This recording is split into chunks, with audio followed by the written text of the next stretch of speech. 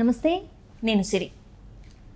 మాజీ మంత్రి అంబటి రాంబాబు గారి రియల్ ఎస్టేట్ దందాన్ని బయటపెట్టిన దులిపాల నరేంద్ర గారు. అంటే అసలు ఏం జరిగింది? గతంలో చూసినట్టయితే గత ప్రభుత్వ హయాంలో ఉన్నప్పుడు ఒక భూదందాలే కాదు ఎన్నో దందాలకు వాళ్ళు పాల్పడ్డారు. అయితే ఇప్పుడు ఏం జరిగిందనే విషయాన్ని మనకు వివరించడానికి మనతో పాటు ఉన్నారు ప్రముఖ senior journalist, political analyst C S Rao గారు. నమస్కారం సార్. నమస్తే సార్, గత ప్రభుత్వ హయాంలో చూసుకున్నట్టయితే చాలా మంది మంత్రుల పేర్లు వినిపిస్తుంది. అవినీతి ఎవరెవరు చేశారు ఏంటనేది. ఇప్పుడు చూస్తుంటే అంబటి రాంబాబు గారి పేరు వచ్చింది రియల్ ఎస్టేట్ దందా గురించి. సో దీని మీద మీ అభిప్రాయం ఏంటి సార్? సో అక్కడ దూలిపాల నరేంద్ర గారు బయటపెట్టిన దాని ప్రకారం పొన్నూరు ఎమ్మెల్యే అక్కడ గ్రీన్ గ్రేస్ అనేటువంటి ఒక వెంచర్ వేసి రియల్ ఎస్టేట్కి సంబంధించిన కన్స్ట్రక్షన్ కంపెనీ పేరుతోటి ఒక పెద్ద ఎత్తున భూ దందా చేశారు, అలాగే రియల్ ఎస్టేట్ దందా చేశారు అనేటువంటి ఆరోపణలు ఉన్నాయి. ఆయన బయటపెట్టినటువంటి వివరాల ప్రకారం దూలిపాల నరేంద్ర చెప్తున్న దాని ప్రకారం అక్కడ కొన్నటువంటి వాళ్ళని వీళ్ళు మోసం చేశారు. ఎవరు? అంబటి రాంబాబు సోదరుడు మురళీకృష్ణ అనే అతను ఈ గ్రీన్ గ్రేస్ అనే నిర్మాణాన్ని చేపట్టారు.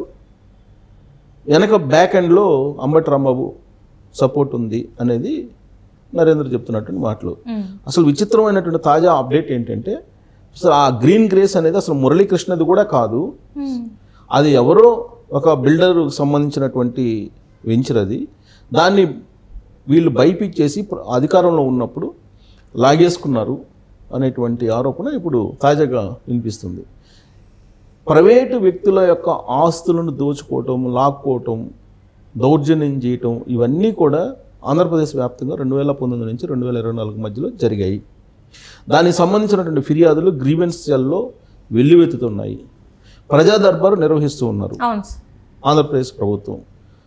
ఆ ప్రజా దర్బార్కు వస్తున్నటువంటి వాటిల్లో మేజర్గా ఉన్నటువంటి కంప్లైంట్స్ ఏంటంటే భూ కబ్జాలు, తర్వాత ఇళ్లకు సంబంధించిన ఆక్రమణలు, ఒంటరి మహిళల మీద రేపులు చేయటాలు, లేదంటే వాళ్ళని బ్లాక్మెయిల్ చేయటం, ఇవి మాత్రమే ఎక్కువ వస్తున్నాయి కేసులు. ఎక్కువగా ఈ కేసులు వస్తున్నాయి. అది కూడా ఎక్కడి నుంచి వస్తున్నాయి అంటే కొంతమంది వైఎస్ఆర్ కాంగ్రెస్ పార్టీకి సంబంధించినటువంటి లీడర్లు పవర్ఫుల్గా జగన్మోహన్ రెడ్డి గారి దగ్గర ఎవరున్నారో వాళ్ళ ఏరియాలోనే ఎక్కువ వస్తున్నాయి. ఇటీవల కాలంలో బాగా ఆరోపణలు ఎదుర్కొంటున్నటువంటి మాజీ మంత్రి ఎవరు అని అంటే విడుదల రజని. ఆవిడ మీద వచ్చిన కంప్లైంట్స్ జగన్మోహన్ రెడ్డి క్యాబినెట్లో మరొకళ్ళ మీద రాలా. ఒకవేళ ఉన్నా కానీ కంప్లైంట్స్ ఇంకా బయటకు రాలే.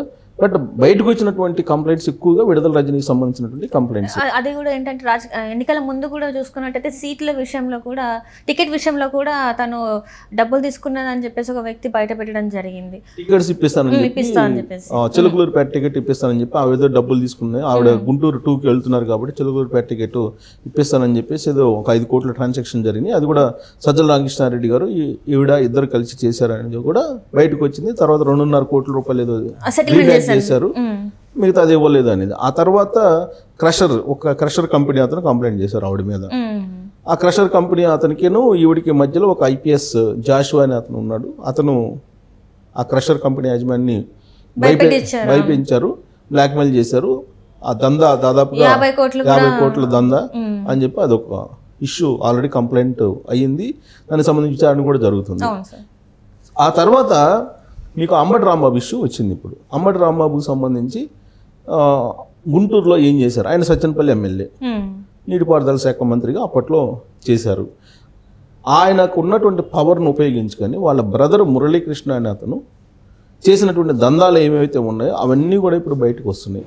వాటిల్లో అడ్డగోలు వ్యవహారం ఏంటంటే ఈ గ్రీన్ గ్రేస్ అపార్ట్మెంట్స్కి సంబంధించిన అంశం ఏంటి అని అంటే, యాక్చువల్గా పట్టాభిపురం గుంటూరులో గుంటూరు టౌన్లో పట్టాభిపురం అనేది ఉంటుంది. అక్కడ బజరంగ్ జూట్ మిల్ అని ఉంది. ఈ బజరంగ్ జూట్ మిల్ అనేది చాలా కాలంగా వస్తుంది.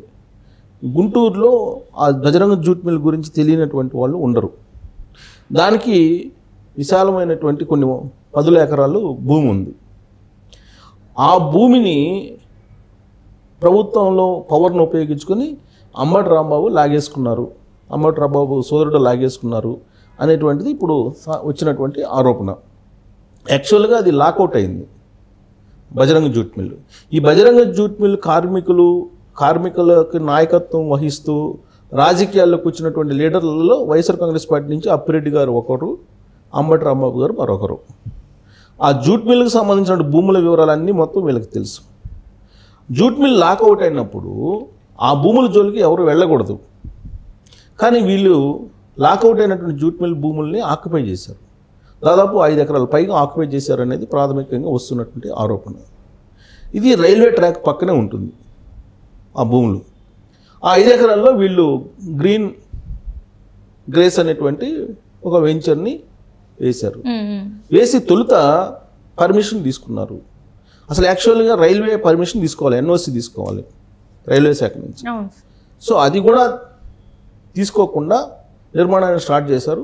ఆ తర్వాత G+5కి అనుమతి ఇవ్వాలని చెప్పి నగరపాలక సంస్థకి అక్కడ కార్పొరేషన్కి అప్లై చేసినప్పుడు ఎన్ఓసి రైల్వే శాఖ అవసరం అని చెప్తే అప్పుడేదో ఎన్ఓసి కోసం ప్రయత్నం చేసి ఆ ఎన్ఓసిని నగరపాలక సంస్థలు అప్పచెప్పారు, ఇచ్చారు అని చెప్పి ఒకటి.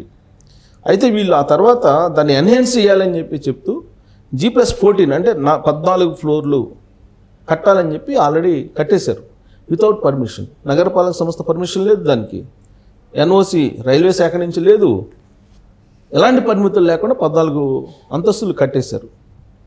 దాదాపు ఒక 7 టవర్లు కూడా కట్టేశారు.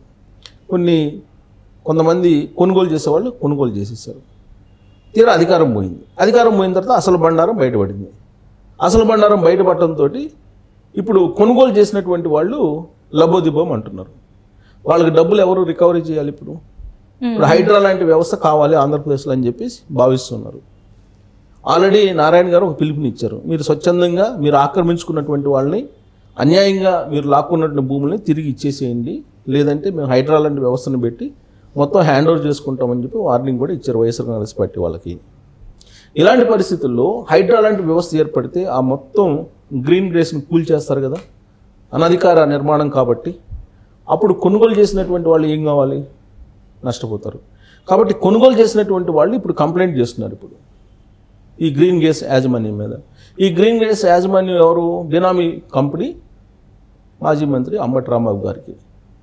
కాబట్టి ఈ అంబటి రాంబాబు గారి మొత్తం ఇష్యూని గత వారం రోజుల నుంచి ధూళిపాల నరేంద్ర గారు పొన్నూరు ఎమ్మెల్యే బయట పెడుతూ వస్తున్నారు. ఎవరైతే కొనుగోలు చేశారో ఆ ఫ్లాట్స్ని వాళ్ళని ఆదుకోవాలి, వాళ్ళకి మళ్ళీ తిరిగి డబ్బులు ఇప్పించాలి అనేటువంటి ప్రయత్నాల్లో ఇప్పుడు అంబటి రాంబాబు గారిని డిమాండ్ చేస్తూ ఉన్నాడు పొన్నూరు ఎమ్మెల్యే నరేంద్ర. ఇక్కడ జరిగింది ఎప్పుడు ఎన్హాన్స్ చేశారు? మొత్తం 14 అంతస్తుల అపార్ట్మెంట్ నిర్మాణం చేశారు. సో ఇక్కడ ఎప్పుడెప్పుడు 2015లో G+5కి అనుమతులు పొందారు. 2015లో 2017లో G+14కి రివైజ్డ్ ప్లాన్కి దరఖాస్తు చేసుకున్నారు. అయితే ఇది ఇవ్వాల.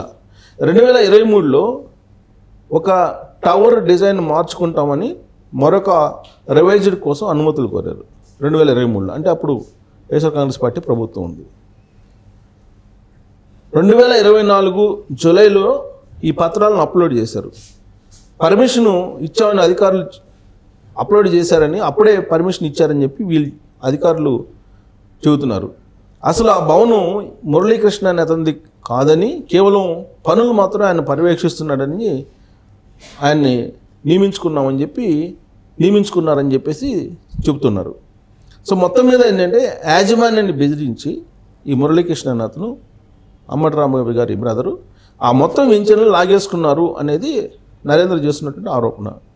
వాస్తవంగా ఎన్ఓసి రద్దు చేస్తూ రైల్వే శాఖ రాసిన లేఖ నగరపాలక సంస్థల కార్యాలయంలో లేదు. అంటే డూప్లికేట్ ఇచ్చారని ఉండాలి కదా. ఒకవేళ ఎన్ఓసి ఇస్తే ఆ రోజు పర్మిషన్ కోసం అది లేదు, కనిపించట్లేదు అంటున్నారు. అంటే ఆ ఫైల్ తగలబడిపోయి ఉంటుంది. తర్వాత దానికి విమర్శలు బాగా ఇప్పుడు రావడంతో నగరపాలక సంస్థలు వాళ్ళ అధికారులు కూడా మాకు తెలియదు అంటున్నారు. సో అనధికారికంగా ఉండేటువంటి ప్రాజెక్ట్ని వీళ్ళు దోచేసుకున్నారు. కాబట్టి దీన్ని బయట పెట్టాలి, దీని మీద కేసులు ఫైల్ చేసి వాళ్ళని విచారించాలి అనే డిమాండ్ ఇప్పుడు నరేంద్ర చేస్తున్నారు. ఒకవేళ కనుక కేసు ఫైల్ చేసి విచారణ ప్రారంభిస్తే అంబటి రాంబాబు గారు జైల్లోకి వెళ్ళే అవకాశాలు లేకపోలేదు. Right sir, right. Thank you so much sir. Thank you.